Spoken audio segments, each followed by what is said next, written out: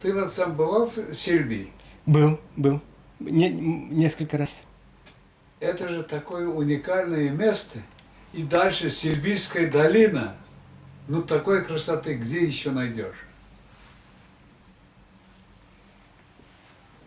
И вот на этой горе, Гусли горе, и сказал мне свое завещание, свое пиллене. Яков Гаврилович, вот здесь будете меня хоронить. А эту историю знаешь? Да, нет, про это не слышал. Я был тогда редактором газеты «Казалтан», и меня обком направил руководителем делегации деятелей культуры Башкирии на 75-летие Константина Иванова, Слагбаш. Ну, все эти мероприятия очень интересны, народу очень много было. Вот, затем много гостей, писателей из Москвы, из Чебоксар, из Уфы. Потом на горе по дороге на Чельби местное руководство организовало угощение гостям. Вот.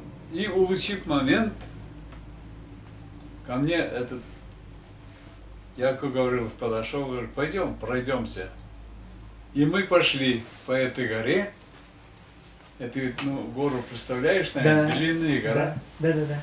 Там, наверное, сейчас уже березы старые, а тогда еще вот молодые березы были. До того благоухало. Это ведь в мае месяце, до того красиво. И, ну, в общем, глядя на все это, хотелось не просто радоваться, а плакать хотелось. Мы бережем ли, знаем ли мы цену этому. И вот мы шли, вышли уже на опушку, и отсюда открылся такой горизонт, вообще с ума сойти можно, до того красиво. Тут к местным красотам уже появились нефтяные вышки. Все это очень интересно было. Он стихи читал. Вот этот стих я, конечно, не помню. Я помню только, что это о черном свете. Вот. Я черный цвет не люблю, черных цветов не люблю. Я содержание примерно говорю. Но придется ведь... Я и черную землю не люблю, но придется в черной земле лечь. Вот примерно вот такое стихотворение.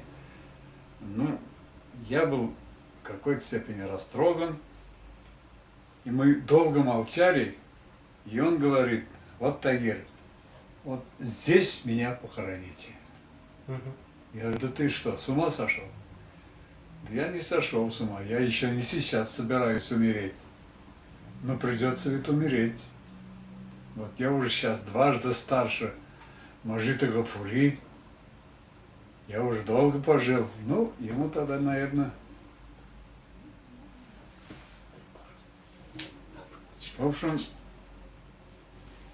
я уговорил его, давай не будем еще умирать. Посмеялись, и вернулись мы туда. И несколько раз, он ведь часто приезжал сюда.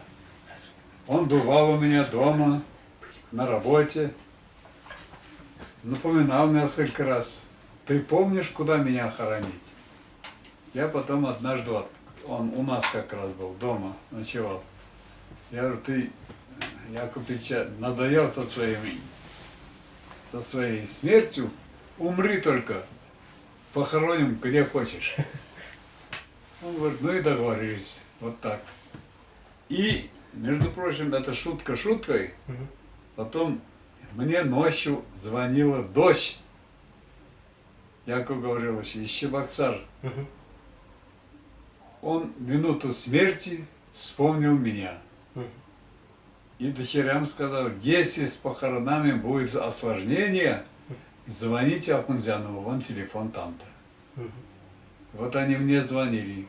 появились осложнения, потому что тут бюро обкома Чувашского решило похоронить народного поэта в центре Чебоксар.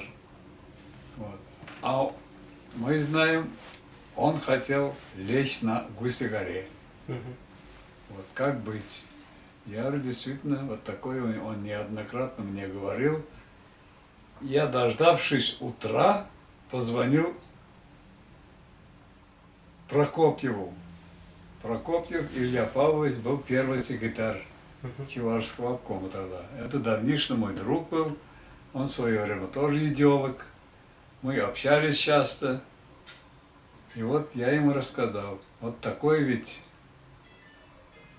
завещание у Якова Гавриловича. Он говорит, хорошо, я соберу бюро обкома. И вот он, собрав бюро обкома, рассказал, оказывается, вот какое завещание у него.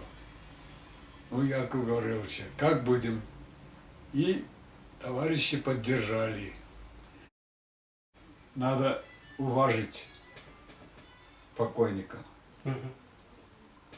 И вот мне сообщили, что, значит, привезем. Объявили в Чебоксаре по радио, по телевидению. Товарищи, вот, значит, будет прощание. Народный поэт, тело его увезут. Вот во столько часов с ним будет прощание. И вот самолет с его телом поднялся в воздух, дважды облетел Чебоксары, дал крыльями прощальное движение и взял курс на Уфу. Его привезли, это жаркое время, лето было. Вот когда я вот встретил там в аэропорту, и приехали наши товарищи, кому поехать уже положено было.